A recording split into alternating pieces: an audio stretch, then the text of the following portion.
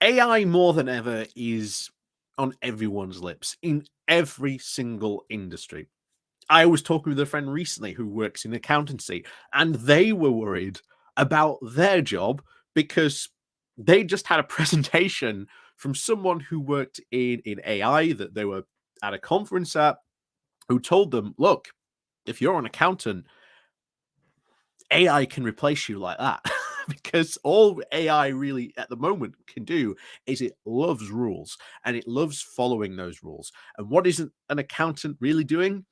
Well, it's taking the information that someone gives it, following the rules to work out how much taxes someone should pay, or keeping their books in order. So accountants should be very worried that AI is probably going to come for their jobs. But it's not just, of course, in this area. There's a ton of different industries and sectors where AI could end up replacing people. And this is and should be seen for what it is, a genuine threat to people's livelihoods. Because what do you do if AI comes and replaces people in their jobs? And causes massive job losses. What do you do? And I always say to people, that is a legitimate worry. I worry about it as well. We've been doing when we've been doing videos about the writers' strike. I've been warning people about that. But at the end of the day, AI is a tool like everything else, and I think you should be able to use AI as a tool to enhance your work, to improve your productivity. I think that is perfectly fine. But using AI to outright replace someone, no, that's where I draw the line. AI should never, ever be able to replace someone who is in a job. If so, I think the company should be at least fined for doing that, and maybe, should we say, have to pay a premium for doing that. But of course, well, some companies would gladly pay that, so I know there's a danger in even suggesting that very idea. But this is something that we need to catch up on, and we need to also be forward thinking. We've seen certainly a lot in the past of rules that are in place now, which were created 10, 15, even 20 years ago for technology, which is vastly ahead of where it is now. And those rules and laws are no longer really suitable to judge the technology in today's standards, let alone the pace of development technology really is taking. So I was kind of shocked when I saw this news that the House of Lords were debating about AI and about its use and its regulation, that it shouldn't be used to, replace people.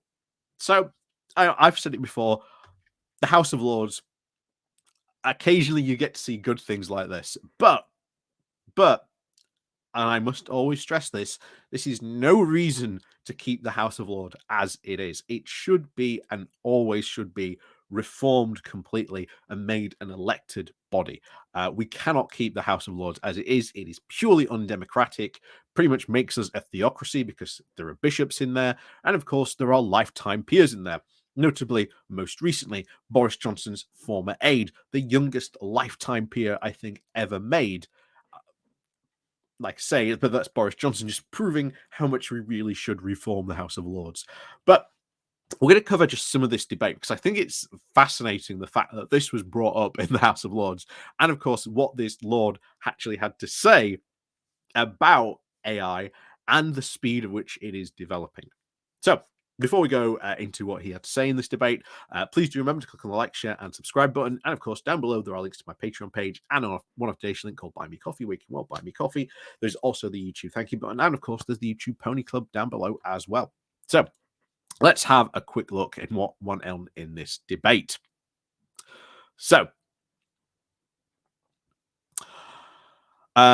this came from Richard Dennison, who is an independent lord.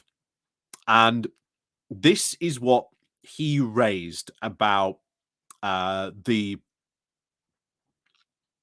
problems that are going to really bring in with AI. It's going to bring in a lot of problems, and especially and this is it: law, medicine, and finance. It's going to cause a lot of problems. It's going to cause a lot of job losses, not in just low level industries, but high industries as well. Like I said, with the accountancy example, law in particular.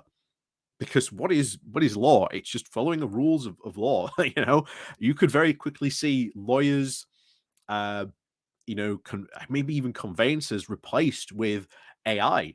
All you have to do is give them, the correct information, and it just starts going beep beep beep. It's not beyond the realms of possibility. So this is what he had to say. So it is an exciting or an alarming prospect that your lordships might one day actually be replaced by peer bots with deeper knowledge, higher productivity, and lower running costs. I love that he actually started that off.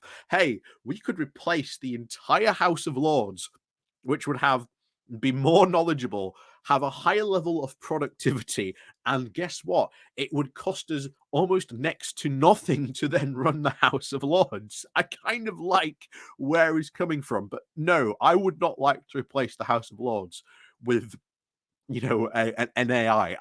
That could be incredibly troubling. But he continues. Yet, this is the prospect for perhaps as many as over 5 million workers in the UK over the next 10 years. I was briefly tempted to outsource my AI speech to a chatbot to see if anybody noticed, and I did in fact test it out on two large language modules.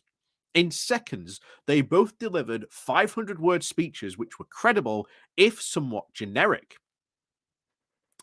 So, in one of the paragraphs, he stated this: AI is a tirelessly efficient. It threatens to overshadow human journalism. News articles can be automated, and of course, editorials composed with just a single thought, with a single beating heart behind the words. My fear is that we will descend into a landscape where news is stripped of the very human elements that make it relatable, understandable, and ultimately impactful. The new AI technology is further exasperated with this financial threat to the whole industry. AI generating companies will be able to scrape for free the information from news websites, which are then already facing increasing costs of creating original journalistic content. So, as you can really see, he gets it. He gets the danger that AI is going to really pose to many industries over the next couple of years. And it's something we really, really need to look at, because we are behind the times when it comes to creating laws and even regulation when it comes to AI. And even if you were to regulate AI now, well, this is only AI as it currently exists now. What if in the future it's even more advanced? So, this is where you need to look at far thinking, future proofed laws. And that is very hard. It takes a lot of forethought to really think about it. But at least you can see that conversation, of course, is taking place here in the House of Lords. And as I've said a couple of times, sometimes the House of Lords do actually have very sensible and timely conversations. As I said during the whole Brexit debacle, it was the only place where Brexit was actually being discussed in a very adult way compared to the complete chaos that was going on in the Commons. But as I said, and I'll keep on saying this is no reason to keep the House of Lords. It should be absolutely reformed. But another peer also had this to say, and I agree with him on this as well. So the AI minister, Jonathan Berry, said that these advantages will bring great opportunities for improving diagnostics and healthcare to tackling climate change, but they also bring serious challenges, such as the threat of fraud, disinformation, and created by deepfakes. We note the stark warnings from AI pioneers, however uncertain they may be about the artificially generated intelligence and AI biosecurity risks. We will unlock the extraordinary benefits of this landmark technology while protecting our society and keeping the public safe. Yet, of course, are the Tories bringing forward any rules or regulation about AI? No, not at all. Because, again, they're a completely deregulating party.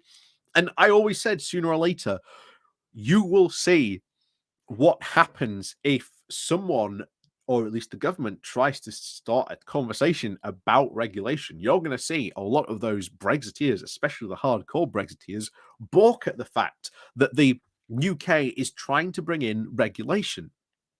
How dare you bring in regulation? This should be a completely regulatory field. AI should be able to just run free, and run wild, and do all kinds of who knows what kind of damage to the world. It really is very, very worrying, and it is something that we need to really think about, like the laws and regulations when it comes to it. But unfortunately, you're going to have, certainly when it comes from it, massive pushback from the Tory party because they are completely anti-regulation on everything. And that includes, unfortunately, AI. And we cannot have a party that refuses to do this. That's why, certainly in the next parliament, we've got to make sure that Labour and the Lib Dems are talking about AI regulation and how to future proof those regulations as well, because you can't just create laws for AI as it exists now. You've got to think future proof. How can we future proof it? Because we've seen this time and time again when our government creates laws for technology. It is just for the there and then. And then, of course, the technology develops and those laws and regulations are then no longer fit for purpose. So we really, really have to watch AI and make sure that it gets regulated in a way that is future proof. And that is hard. That is hard to do, to try and future proof something, because you may get it wrong, you may get it right, but that's no reason not to try and future proof it, because then if you do get it wrong in the future, well, then you can correct it. But at least those laws were in place, for a reason. So we got to think positively about this and how we can regulate AI, and especially to stop it taking people's job, because that, as I said, we must stop at all costs. And I think that should at least be a starting point for any type of regulation that the government wants to bring in. So, as always, thank you very much for watching. And of course, as always, thank you for clicking the like, share, and subscribe button. And of course, as always, we'll see you all next time.